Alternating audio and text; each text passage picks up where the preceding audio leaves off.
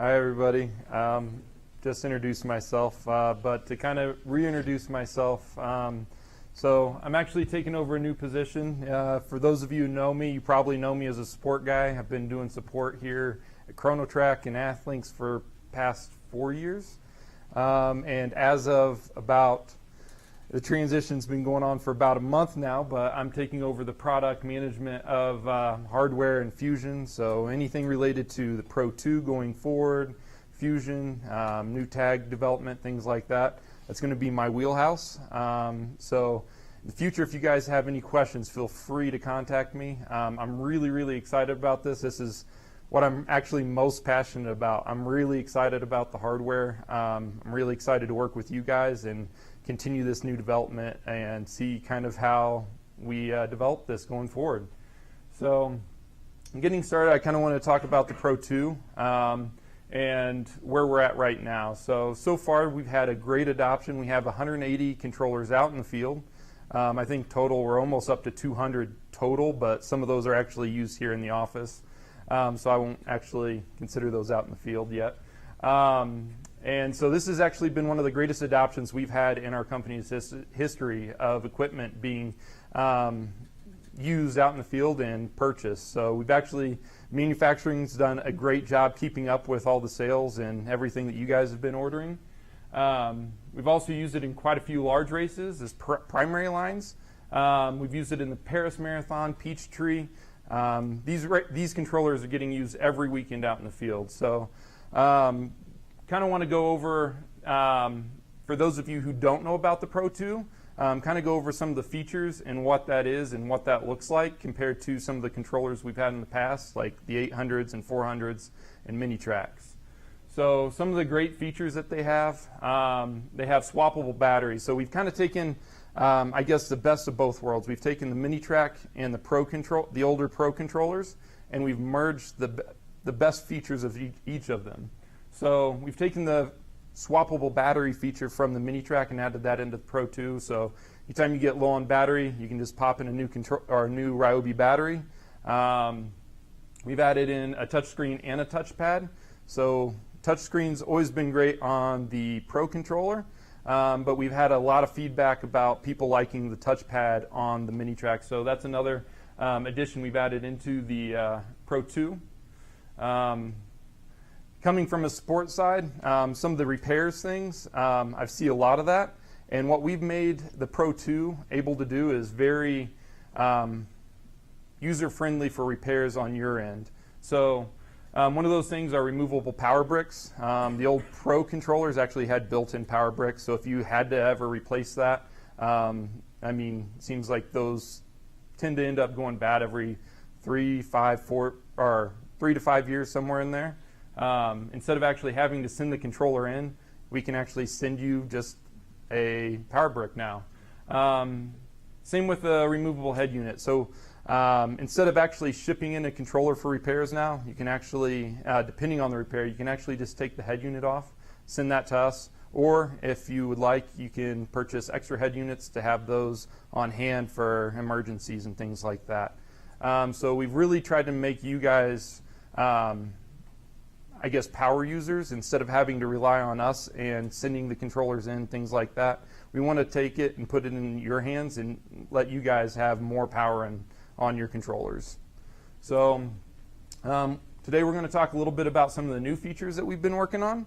So a couple of things are auxiliary tag reads. So if you've been around for a while, technically those aren't new. They've been around on the existing Pro controller and the mini track.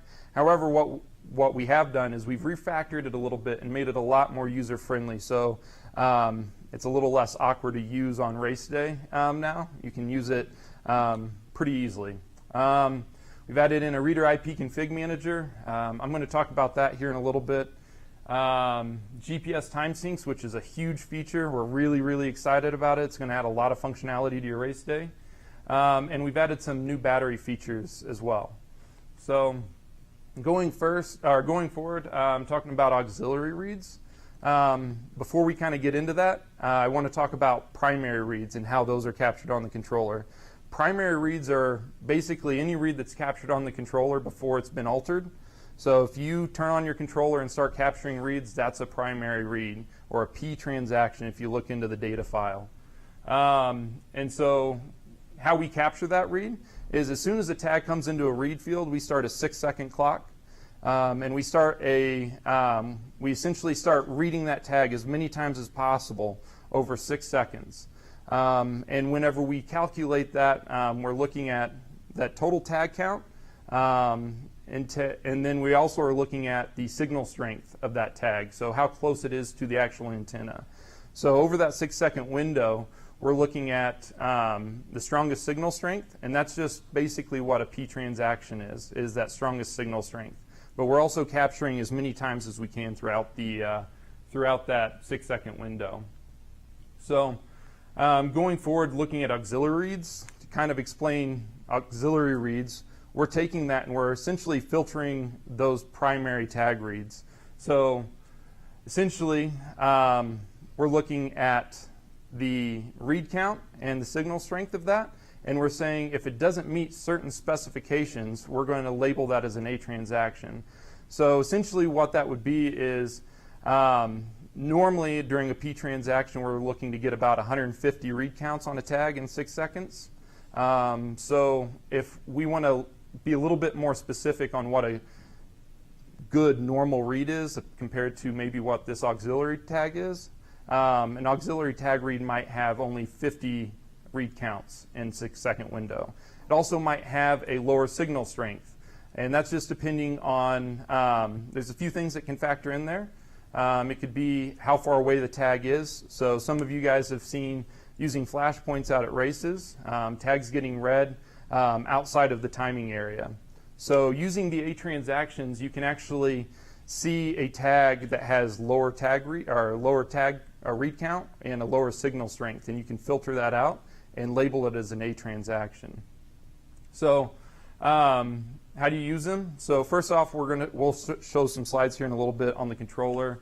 You can set parameters on the controller, and then whenever you set those parameters and set those A transactions, in your scoring software, you can use that as a backup read, as a backup line, or you can set it as a priority 2 timing device and stream those reads into that. You guys have any questions about A transactions? Is that kind of clear? I know this is kind of a confusing subject. So, yeah, what's up, Sid? You capture them, but does what Fusion filter them out? How do we filter them out? Yep, so it's actually going to be, oh, good call. So the question is, how do they filter it out? Or how do you guys filter it out? So whenever you set these parameters on the controller, it's actually changing the tag type itself in the file. So it's going to be labeled as an A transaction. So whenever you get it into your scoring software or into Fusion or Simple Client or Stream Manager, you're normally selecting normal tag reads. If you look in there in your tag type section now, there's also a section for auxiliary tag reads. So you can actually set that if you want to stream all your data. So if you're only streaming your primary reads, you select normal. If you want to stream just the auxiliary reads to a backup timing device in CT Live, then you would just select the auxiliary reads. So we're not getting rid of those reads, we're just relabeling them and filtering them out a little bit so you can have kind of get rid of some unwanted and suspicious reads. Yeah? And the level that one or the other is detected is not variable by us. In other words, we can't change it from 30 dB to 20 dB or whatever. So, yeah, so I'll actually show you here in the next slide. The question was, the question was, how do you actually set those levels? So you'll see here in this slide here, we've changed up the window a little bit on the settings and readers. So if you go into settings and then go to the readers section, you'll see now we've gotten rid of bib tag type and our tag type and reader type. So you don't have to set those anymore. Instead, all you have to do is go in here and select auxiliary reads, turn them on. It's going to pop up this little modal window. And this is our read count here, and this is going to be the signal strength or the RSSI level of the tag. And you can change this depending on what you want to consider as a good tag read or bad tag read. So lower this is, it's going to be basically saying, I didn't see that tag very well. So like I said earlier, normal tag read, we're hoping to see it about 150 times. The further we get away from that, it means it wasn't seen as well. So that's how we're kind of determining these A transactions. So by default, if you turn this on, we have a default setting of 50 read count and a signal strength of 65.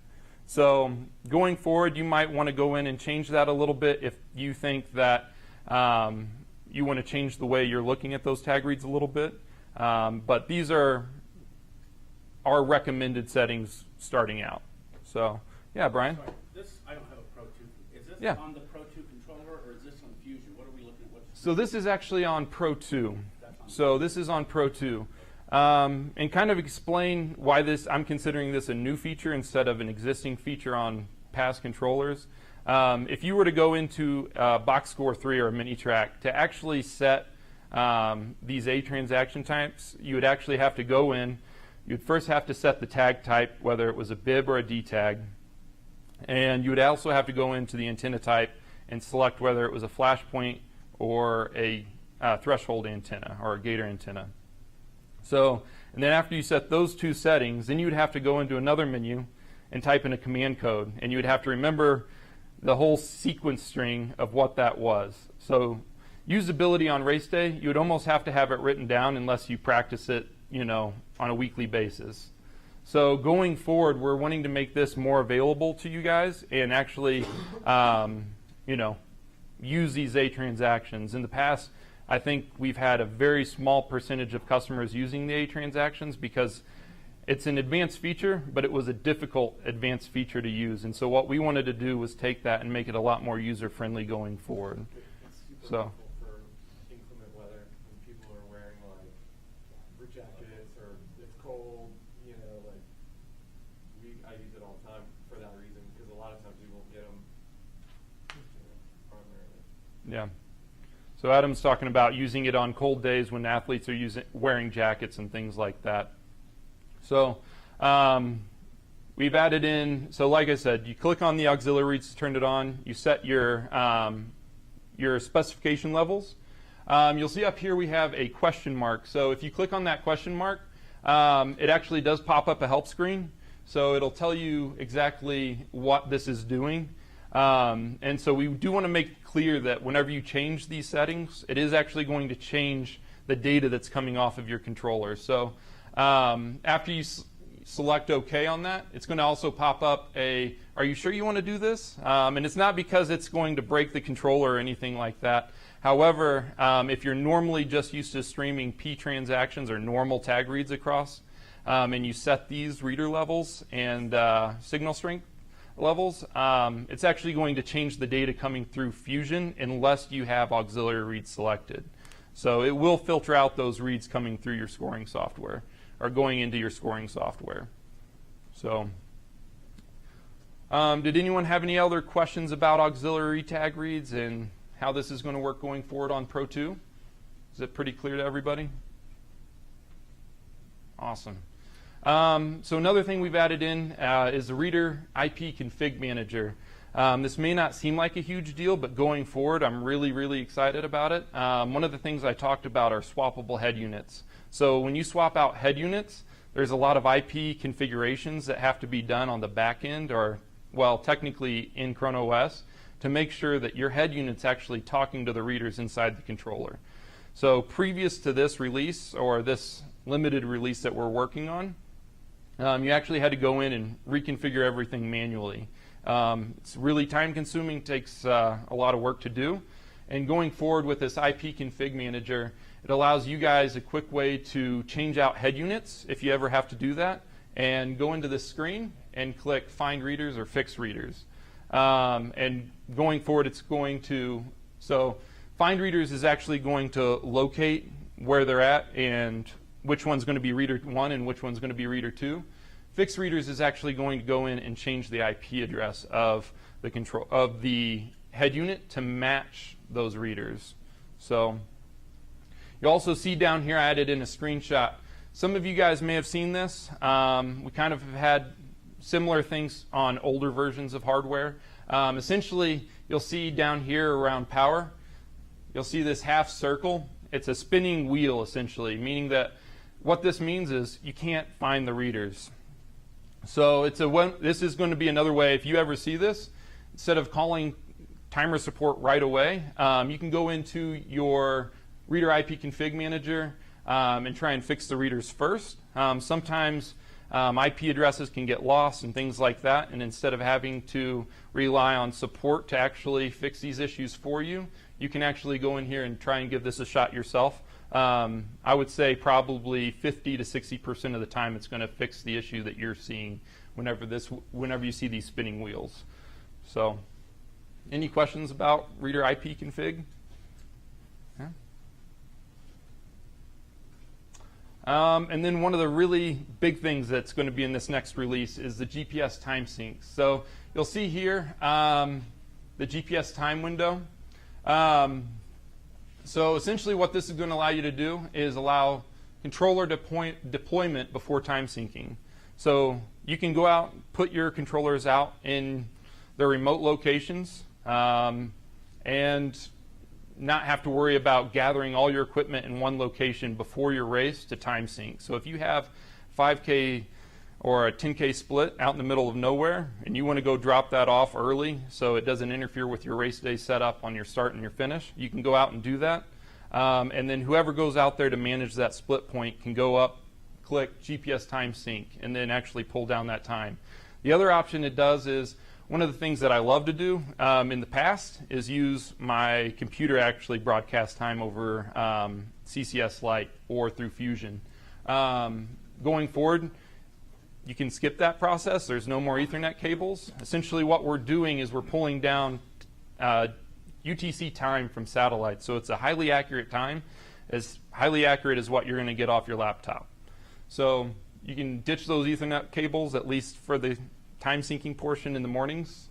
So kind of describing how all this is going to work. I did mention it's going to pull down a UTC time. So essentially that's a time that's not going to be accurate to probably the location you're at. So essentially what you're going to have to do is use the time offset. So where we're at here in Denver, we're 6 hours off. So you'd want to go in here, set your time offset, and depending on the time zone you're in, and then you'll go in and use GPS time, and that's going to take this UTC time, and then it's going to offset it by, well, 6 hours for us here in Denver, and set that time on the controller. You'll also see here the satellite status, number of satellites it's actually seeing, the signal quality. So we're looking for a good signal quality. If you see a degraded signal status, essentially it's not saying that you aren't going to get an accurate time. It just may be harder to pull that time down. So that time's still going to be accurate from that satellite. And then here's the GPS time. So you can compare that to the time that's currently on the controller. So you guys have questions about GPS time syncing and some of this new features we're adding in? Hey, what's up, Matt? Does it have to be line of sight, or does it, like if you're in a building, is it going to be able to hold? So it will not do it in a building. It pretty much has to be line of sight. So actually, I was working on this with the engineers yesterday, trying to troubleshoot some of the things and playing around with some of the new features we're adding in. And it was super cloudy yesterday. Of all the days out in Colorado, we actually had a ton of rain yesterday and super clouds. So we were actually not able to pull down a signal at all. So depending on if you're inside or what the weather is outside, you might not be able to see that satellite. So it's always good to have a backup plan if that's going to be the case on race morning. Usually I would say, though, if you're waking up in the morning and you've got clear skies, you shouldn't have any problem using GPS time syncs. If you're seeing, cloudy weather rolling in, things like that, you might want to reconsider deploying that equipment early. So that's a really good question, Matt. So, yeah, what's up, Sid? Kind of an elementary thing, but Yeah. let's say you have that half marathon, you want to send a video out to that halfway point. Mm-hmm. And then at the start finish, you've got your pro and you sync to the GPS time. How does that person sync the mini out there? So the question is, if you have early deployment with a mini track out on the course, and you're using your Pro 2s out on the start and the finish, How do you sync the time if you're using GPS time on the start and finish? How do you sync that time on the mini track? That's a really, really good question. So there is some logistics that are going to have to go into things like that. One of the things that you could do, and what my recommendation would be, is to go on ahead, set up those lines on your start and finish, use the GPS time sync, and then if you have a chrono sync, a USB chrono sync, you can actually take that time. Yeah. Can't you push the time from the controller to the mini? Well, so if the mini's already out at the split point, you will not be able to push it directly. Okay. So you'd actually have to use what one of our devices called the ChronoSync. It's a USB device. And you can push time from that controller that has the GPS time. And you can have whoever's going out to manage that split location load that time onto the mini track out there. So you still get a little bit of GPS time. It's just not pulling it down directly. It's a roundabout way. What's another way? Well, the other option is to probably pull the mini track over and bring it over to your start or your finish line and do a Ethernet time sync that way. Yep. Yeah. So, any other questions about? I hate to dwell on this, but Yeah, no problem, Sid. often I sync to what they call the internet time on Uh-huh. the computer. Yep. And then, it's real easy to push it off to Yeah. any of your controllers. Is that the same time as GPS time? So it's a different time, but it's just as accurate. So the question is the GPS time going to be the same as what internet time is? So if you actually go onto the internet, there are a lot of different internet time sources. There's .gov, there's Windows time. There's all these different time servers that you can actually select from. What I would consider it is just a different time source. It's still going to be just as accurate as what internet time will be. It's just coming from a different location. So like you've got .gov and .time, things like that. We're okay. Yep. Yeah. So Do you need to consolidate to one time source, or can you use multiple time sources? Like internet time versus GPS time from one controller to another. so the question is, should you use different time sources? And I've always recommended this from the get-go. I would never use different time sources at an event. Once you use GPS time, I would make sure you have a ChronoSync or be able to push that time from controller to controller. I wouldn't go take your laptop out to that location and then use a Windows time server. Should they be the exact same time? Absolutely. But there's always latencies in that kind of stuff whenever you're looking at two different true sources of time. So that's a good question. Yeah. A little bit of validation for Greg. Yeah, so is everybody really excited about GPS syncs? As excited as I am? So I'm really, really excited about it. I think it's one of the coolest things we've done in a really long time.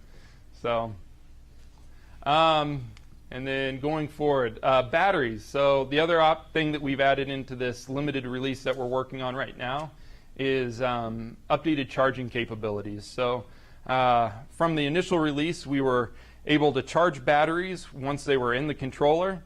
However, once the batteries died, there was no way to actually charge those batteries. So we've actually made a power board update that is built into this OS release that's going to allow you to actually charge those dead batteries. So you can not say ditch those Ryobi battery chargers, but the charging functionality going forward will work just fine in those Pro 2s. So you'll be able to take any dead batteries, plug them in, and charge those during a race or in the office. Yeah. So this might be more toward the crowd too, but I've got one of those, 6 battery chargers or whatever. Uh-huh. I've got 2 of them, and I can't get, they don't work no more. I can't get them to, does anyone else have any other problems with those? And, So the question for the group was, Brian has some 6-port Ryobi battery chargers, and it seems like they're not working anymore. Does anybody else here in the room have you guys seen any of those issues? No? So it's possible that the hardware itself is going bad. yeah, So, yeah, and it is like a misconception, like the batteries will not charge all at once. It does go one at a time. But if it's not working at all, it's probably just a hardware issue at that point from a Ryobi standpoint. So another kind of talking point along the same lines of charging is we've added charging while the controller's off. We have actually never really had this in a controller before. So you can actually take the controllers, plug them in, plug your batteries into the controllers, and you'll be able to bump the power switch, and it'll actually charge those batteries without actually having to boot the controller all the way up. So for those of you, I've actually seen over at Emotive, they have these huge controller stations where they actually store all their controllers, and it's easy for them to move from location to location.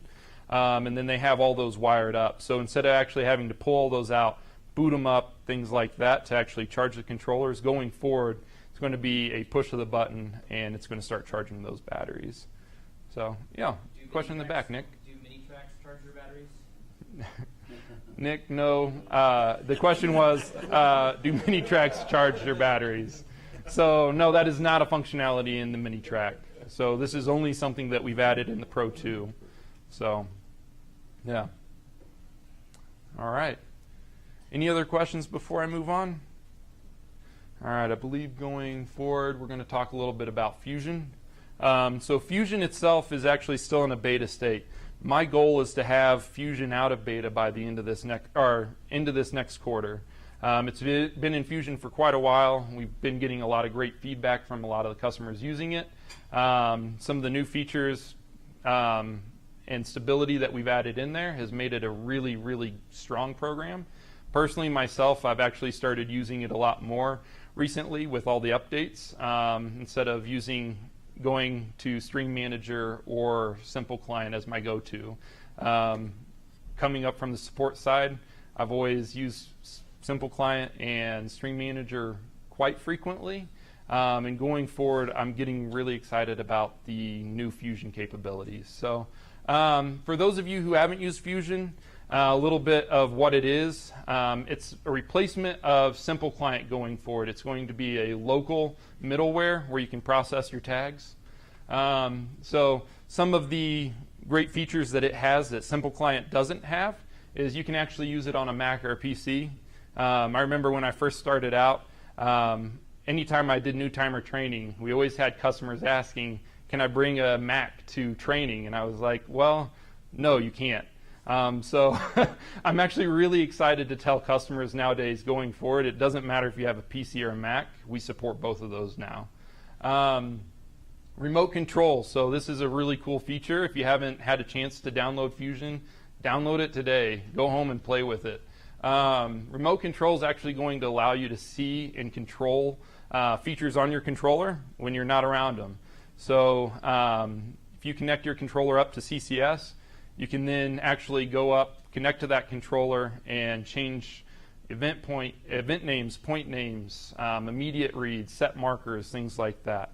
On what types of controller? So we actually have that built into Box Score 3, Mini-Track, and Pro 2. So actually, I take that back. Box Score 3, it's still in development. So I have a version I'm working on, but it's not released yet. So got ahead of myself. Another option that we've added in is Stream View. For those of you who've used Simple Client, I'm sure you found this tedious, but you're probably used to it by now, is whenever you have to open up or whenever you're streaming your data to different points throughout the race, you actually have to open up a unique session for each stream that you're sending over to, whether it's CT Live, Run Score, Race Director. Each one of your streams has to be a separate session of Simple Client that's opened up. So what we've added into Fusion is a place where you can actually take all of your streams and view them all in one location instead of having, for instance, at the New York Marathon, we have, I think, over 100 streams set up. So 100 sessions of Simple Client open at one time. And so instead, going forward, we'll be able to use just one screen, have one program open, and manage all that data. So it's kind of taking a page out of the Stream Manager book in that respect. So the other thing is time syncing. So technically, Simple Client does do, well, I should say CCS Lite does do time syncing. However, it does not do ChronoSync. So, and also it doesn't do internet time. So it pulls the time in from your laptop, which you could set to a time server. However, you can't actually pull directly from a time server to broadcast that time. So Fusion, you actually have 3 options. You can send your laptop time, you can send an internet time, or a manual time. And then you can also set your ChronoSync. So if in the morning you aren't using GPS time syncing, you want to use Fusion, you can set all of your ChronoSyncs, your controllers, all from one location. You can also broadcast out to all of your controllers that you have on the same network as well. So those are all the features that we have currently that's been out there for a little while. And then talking about some of the new features, we've made a few UI updates. So this makes it a lot more user-friendly. It's also added a lot more speed to the program. So whenever Fusion first came out, it was a little slow, a little clunky, and we've added a lot of features to speed that up and to make it a lot more usable. So the features I'm talking about today, they are not in the current version. We're hoping to have a new beta out probably by the end of the week that's going to be out there for customers. So. Do you know the version that is out right now? Ooh, it's available on the Timers portal. If you go into, what is that, Daniel? 0.64 is the latest. So 0.64 from Daniel in the back. So, so we're hoping to have a new version out for testing here in just a little while. So we made UI updates. We've actually changed the time display in respect to server versus localhost. That may sound a little confusing. However, to kind of break that down, essentially what that means is in Simple Client, when you used to go look at what time that session was created, it was actually using a server time or a UTC time. So it was always confusing to customers because it doesn't match the time that the controller actually got online in your time zone, because it's taking that time, sending it up to a server, and it has to pull back down onto your local laptop, and we're pulling in the local time on that server via UTC.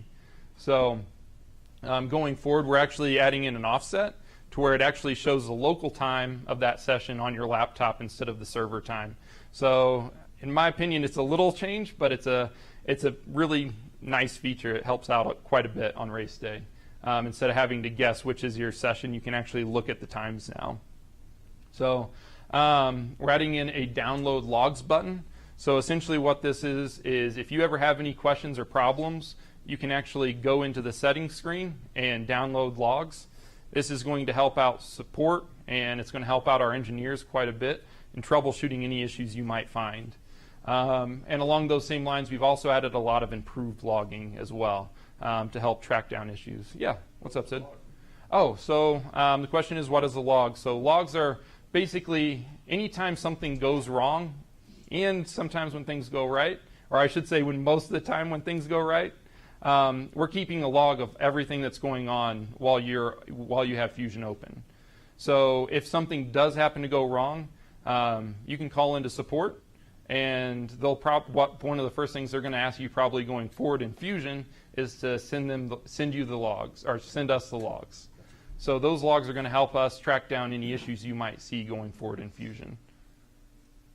And I'll use your analogy. Sometimes I do that pajama timing. So this is just Fusion's going to stay local. I won't be able to see Fusion online. Correct? So correct. So the question was, is Fusion just local, and can he use it online? So currently, the beta that we have out right now is just a local version. So it's just a replacement for Simple Client.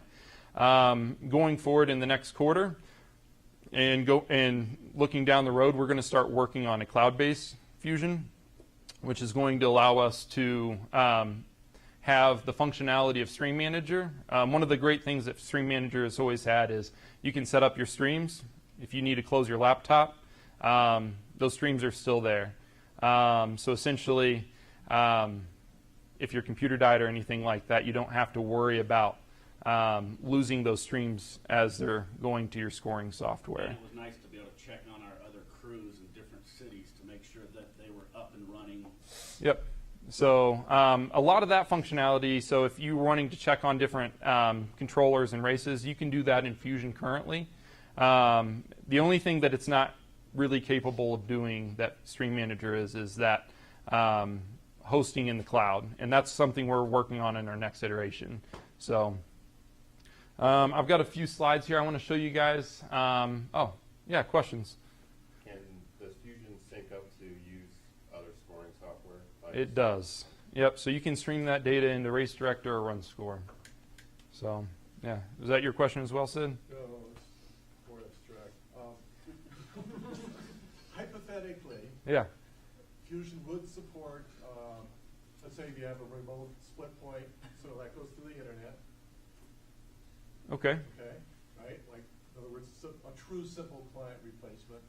And hypothetically, if you had a Wi-Fi signal to your primary and a Ethernet connection to your backup, in other words, all three of these connections at the same time will be supported by one session of Fusion. So, yeah, so if you're looking at CCS, so any sessions stored up in the cloud, or if you're looking at sessions over an ad hoc network or a local network, you should be able to see all of those in Fusion. Including Ethernet? Yep. So I was actually working on that just this morning and last night. So I had Pro 2 connected to my laptop, and I was using Fusion to work on a few things. So, yeah. So you can actually use Fusion over Ethernet. You can use it over your ad hoc network or through CCS. Yeah, ad hoc, you mean like wireless? Yeah. So ad hoc would be over Wi-Fi. So if you ever have your controllers connected to the ChronoTrack network and your computer connected to the ad hoc network, you can bridge that connection and have data stream directly over Wi-Fi from your controller to your laptop. So, and then I think Daniel had a question or a comment. I just wanted to correct myself earlier. I have the wires crossed between Fusion and ChronoS version. Okay. The latest Fusion version available is 7.1.9. Okay, so Daniel's updating us. The current version of Fusion that's out in the field is 7.1.9. And the 6.4 actually came from the current version of the Chrono OS that's out on the Timers portal. So kind of wanted to give a rundown real quick of what Fusion looks like, kind of how things are built into it. So over here, we're looking in our stream view. So I don't know if I have a, yeah, I do have a little pointer here. So looking up here, this first icon over to our left is going to be our stream view. So this is where you're going to manage all your streams. So essentially what we've done is we've added a few things in here that's a little bit different from Simple Client. We've added in an event view. So you can actually set up multiple races or events in CT Live and switch between them. So if you're timing a charity run 5K in one town and you have another crew in another city timing a 10K, you can actually set up two different event views here. And so you can toggle between those by selecting this drop down. And you'll also see here to create a new event. So this is going to help you organize your races if you have multiple races going on at the same time. As Brian mentioned it earlier, if you're a couch potato and if you're a timer couch potato, you're timing those races from home, you can actually organize that by event instead of having a ton of streams and not sure which one goes to which race. You can actually set that up now and keep it organized. So we have our streams over here. These are what we're pulling. I think the filter I had over here was pulling stuff in from CCS. So I think we've got an alarm going on. And so over here is our stream. So these are all sessions over here. And this is actually going to be our stream. So you can actually set up a stream to your start. And if you have, let's say, a primary 16 gator line and a backup 16 gator line, you're going to have 4 controllers out there. That's going to be 4 sessions of data. So instead of actually having 4 streams, 4 separate streams that are streaming to your start, you're going to take all that session data and you're going to create a start stream and you're going to load those sessions into there. And then from that stream, you can send that over to CT Live or whatever file you want to use to load it up into Race Director or Run Score. Yeah, what's up, Adam? Is it going to save all that? So for troubleshooting, if we need to go back and look at old events, like we want to go play those streams, look at those again in that space? So the question is, can you go back and look at old data, essentially, correct? Yes. So just like in Stream Manager and Simple Client, that data will be available on the server for a while. Essentially what we do every few weeks is we actually clean up that data and we archive it. So if it's a couple weeks old, it may not be available in here. The data is still available. We archive it and we actually put it on the timers portal. So if you ever go into your events view, you can go back, as long as it's on the primary server, you can go back years and pull up that old data. So, but the data that you'll see in here is the same data you would see in Simple Client. So it'll be available for a couple weeks until we archive it. So, so essentially you organize all of your sessions into one stream. And then instead of having to click play on each session of data, you're just playing one session or one stream and playing all those sessions all at once. You'll also see up here at the top, there's a multi-select.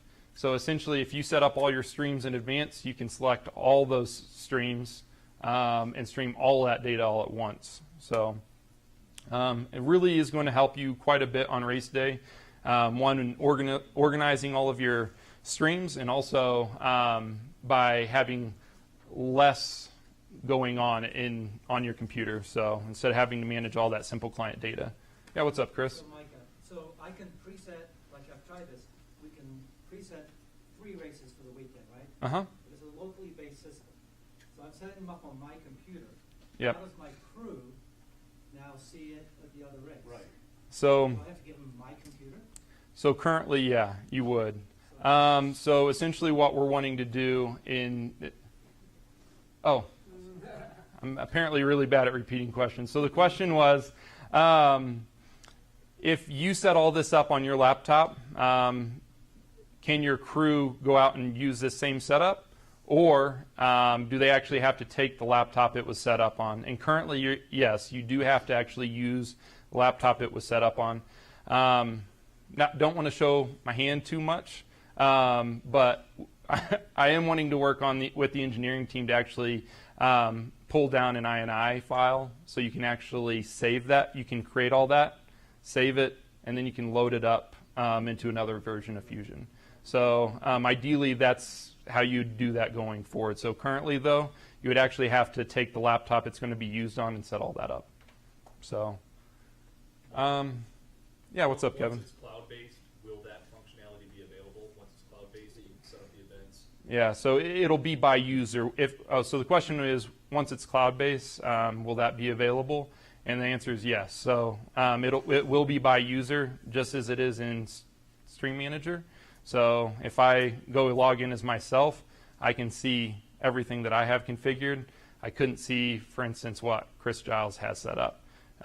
So it would have to be by user at that point. So yeah, and that's quite a ways off. So I mean, that may refactor a little bit, but we're not really there in that planning yet. So.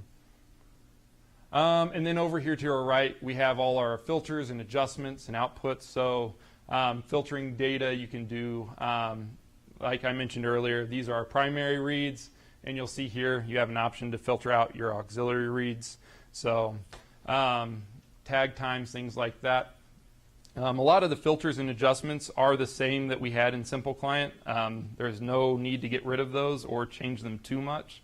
So one of the things we did do is we actually made tag offsets a little bit more user-friendly than what Simple Client was. I can't tell you how many times I've got a call about Simple Client and how to do a negative offset. So we've actually made that a lot more user-friendly and intuitive. So, and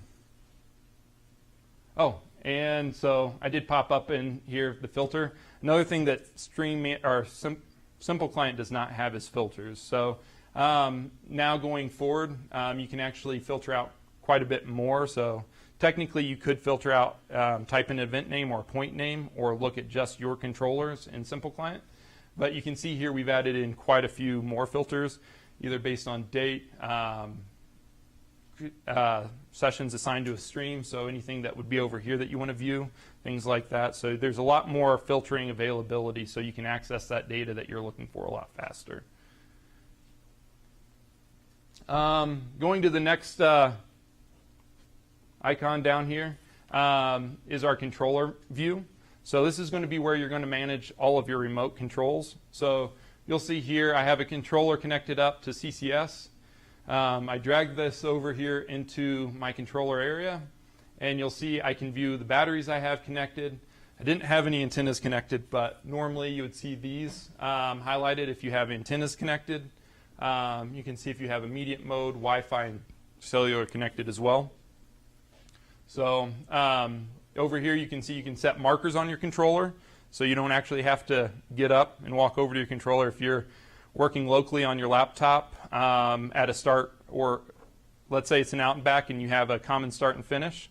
You don't actually have to go over to the controller if you're connected to that laptop or connected to that controller to hit a marker to separate out your finish and start data.